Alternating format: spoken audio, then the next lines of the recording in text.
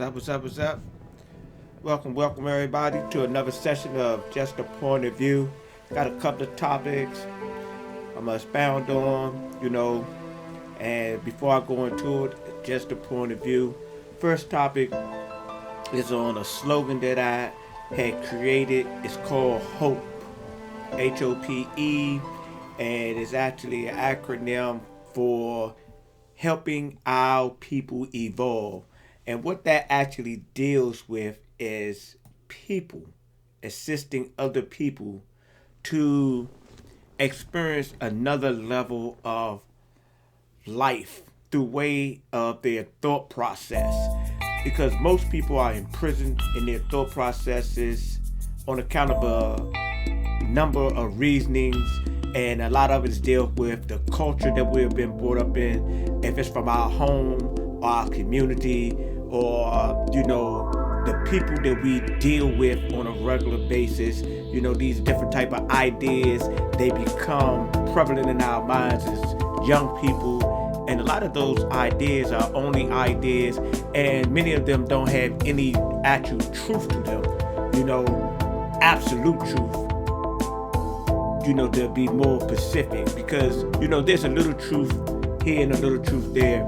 I have learned through being in different settings that the best way to hide a lie is between two truths. So helping our people evolve is to get them to involve first. And the involution is the process of us taking a look at our position in interacting in life and taking responsibility for the way that we talk, the way that we, actually express ourselves. Are we being overly aggressive? Are we being like big children, being spoiled, entitled? In the process of evolving, we got to realize that, especially in the so-called black community, we'll quickly say that so-called whites or Europeans or Caucasian people, they're entitled. But if you take a look around in your own community and even look at yourself, we are also entitled. Unconsciously, we think that we deserve certain things or we should have these things and that thing. And I'm not talking about the basic necessities or things of that nature. I'm just talking about, things that really we are not entitled to, but as individuals, as groups of people, we think we're entitled to that. Some people think they're entitled to certain things, and if they don't have it, they feel that I'm going to take it from another person. That's a sense of entitlement. But we will quickly point our fingers at the Europeans or the Caucasian so-called white people. But we got to start with ourselves, with our children, and we have to get this evolution thing started with educating or reprogramming our young people, because right now the program that a lot of people are dealing with, it is based in error. It's a virus. A lot of people going on in life and they have a virus downloaded on the hard drives of their minds, and it's evident because of the behavior, the lack of respect, the disregards for human life. This is a virus, and it's very destructive. That's what viruses do. They destroy, they infect.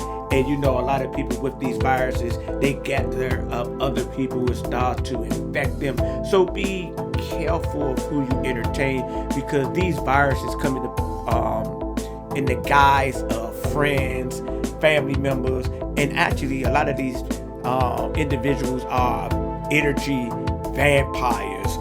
They are actually parasites, mental parasites, trying to live off your energy, trying to live off of your goodness, or just trying to receive and not give, and think that they are entitled to that.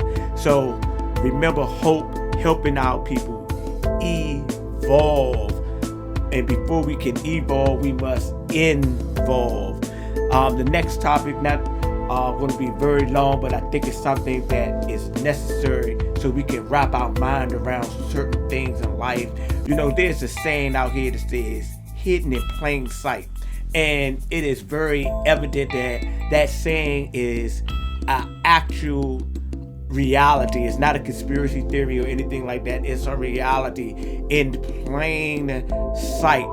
And people see things every day and they had the slightest idea of what they are looking at. And the terminology that is used in many of these situations is called esoteric.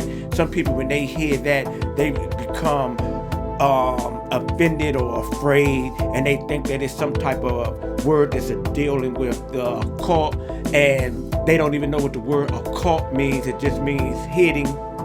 And I'm not trying to promote the occult, but I know that within everything there are different poles. There's negativity and darkness and perversion in the occult arena, and then there's also knowledge and information that can help us learn to operate in higher ways of thinking and being. It's just this, you got to be able to separate the wheat from the shaft, in a sense.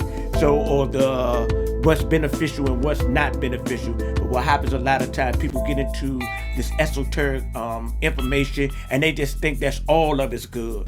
No, all of it is not good, and all of it is not bad. All of it is not beneficial, and all of it is not destructive in a sense, or non-beneficial. And we can be agreeable on this or disagreeable, and it's okay. We just keeping it moving because we all is in this university of the universe on this planet or on this realm to learn, to help us to ascend or descend. It's all on our choices, and we're going to operate get this ESO information, or we're going to be on the outside and just be students of the exoteric. The exoteric are the ones that actually, the hidden in plain sight actually applies to.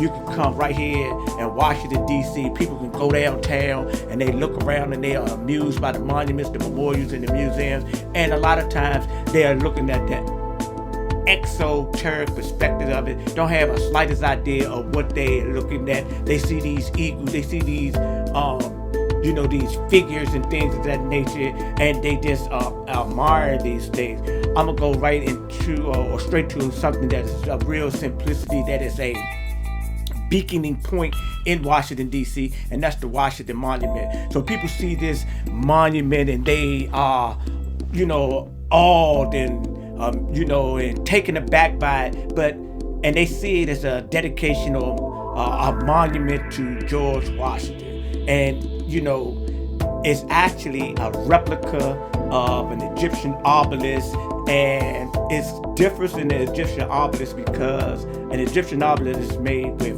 one piece of stone, while the Washington Monument was constructed with more than 36,000 blocks of marble. Another difference is that you cannot go inside of an Egyptian obelisk, but you can go inside of the Washington Monument. Now, the Egyptian obelisk is said, from some of the information that I have gathered, that it's a symbol, a phallic symbol. And if you don't know what a phallic is, it is a representation of a penis, the reproductive organ of a man. So now we got this Washington Monument, the tallest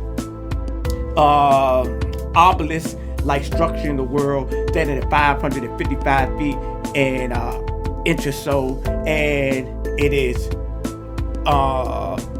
white in color. So what it is saying from esoteric perspective, that we have this gigantic penis and we're actually screwing the world. This is the esoteric possibility from a quantum perspective, is what some founding fathers or perverted white supremacist individuals had intended of what they were building this monument for.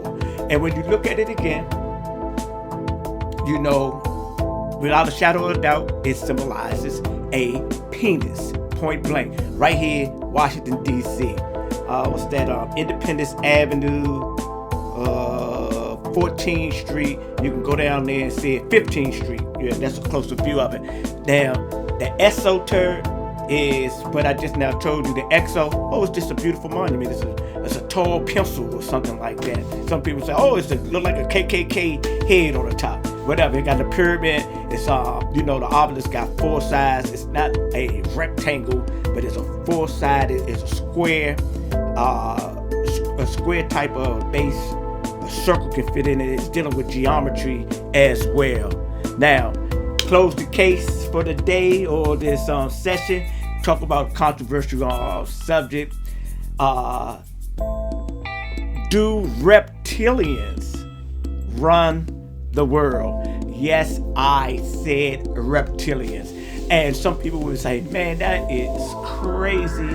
I never heard such an absurd thing.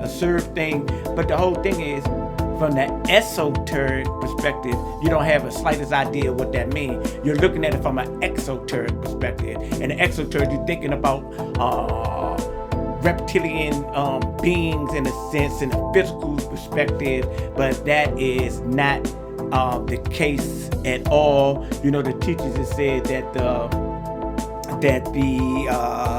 the principalities, demons, powers in high places. You know, these are the people these are the entities that's running the world. So when you look at this from exoteric perspective, you say, man, this is some conspiracy theory stuff. It don't make no sense. But if you look at it from an esoteric perspective, it makes all the sense in the world. What is a reptilian from the esoteric perspective?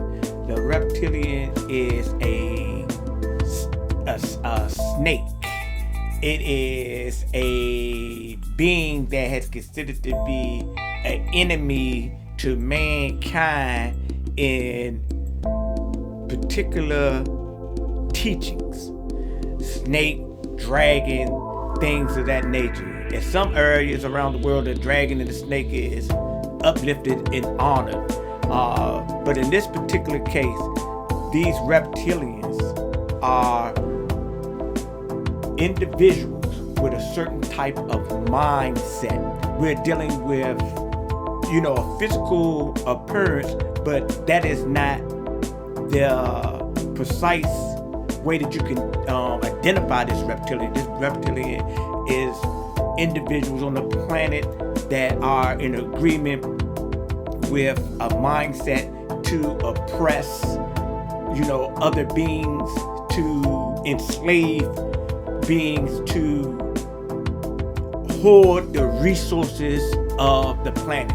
So if we look at it from that perspective, we most definitely can agree that they are reptilian types of entities here on this planet within the government here in the United States, aka the United Snakes of America, and NATO over there in Russia, in China, Japan, these African countries, you know, these ruling class people over there in England with the Queen and them. We're dealing with these bloodlines, and you know, a lot of people even they try to identify themselves, especially in the black community, as you know, descendants of the pharaohs and, you know, Egypt and things of that nature. But I'm just here to tell you that those individuals that were running the land of Egypt, they were reptilians as well, because of their position, their oppression and suppression of the people. And some people will try to you know, claim that this wasn't the behavior of the pharaoh, so forth and so on. Well, we can agree to disagree on that. You know, you can look at the hieroglyphics. You can see that there's different levels of society. That society is the same as this society right now today, just different customs. You know, you got the same type of thing that went on in the reptilians that were in control of these Western societies in Greece, in Rome, in in different other places on the planet. They got this royal line. Some people call them the blue bloods. Some people say that these people actually are the banksters, international banking families that are running the world right now. The 1%, the elite that is in control of, how the destiny of the world is, or the activities amongst the people that will be playing out. And they say that these people have planned these things for years and years in the future. So right now, we are thinking that we know what's going on. We can see this scenario that took place. We got the COVID, we got the insurrection at the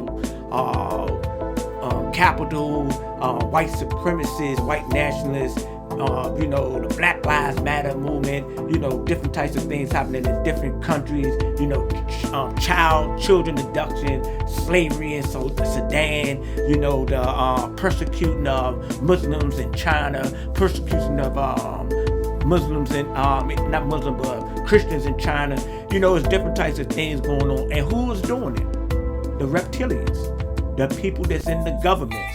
So even if they are not conscious that they are reptilians, their behavior is reptilian-like. And what is it doing is preventing the people from reaching a particular type of utopia on the planet, whereas though that we know that all the resources and things that is on this planet was given to the inhabitants to use amongst them. But the reptilians came in, developed a monetary system, they charged it for everything, and people have accepted this abnormalcy as a normal. When you look at the Native Americans, when Lee and them asked them, sell us this land, they say, man, crazy horse, we can't sell you this land. This land was given to us by the great fathers.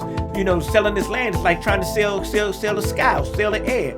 But to the natives, that was unheard of. But because that the white nationalists, the European colonizers have inserted their reptilian form of government over the inhabitants of the entire planet for the most part, in the sense where this is the most recognized system here in North America, or operation, coming from, this is a child of the Europeans that were in England.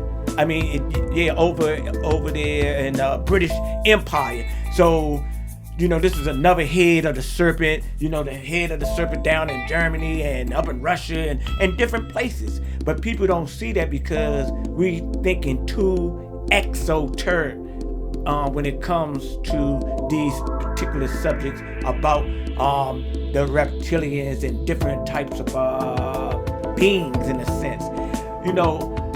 I'm just going to say that it's a point of view. You can take it, you can reject it, and it's cool because, we're going to operate and we're going to grow on the experience that we have, and there's experience and the information that we gather. It helps us to understand things.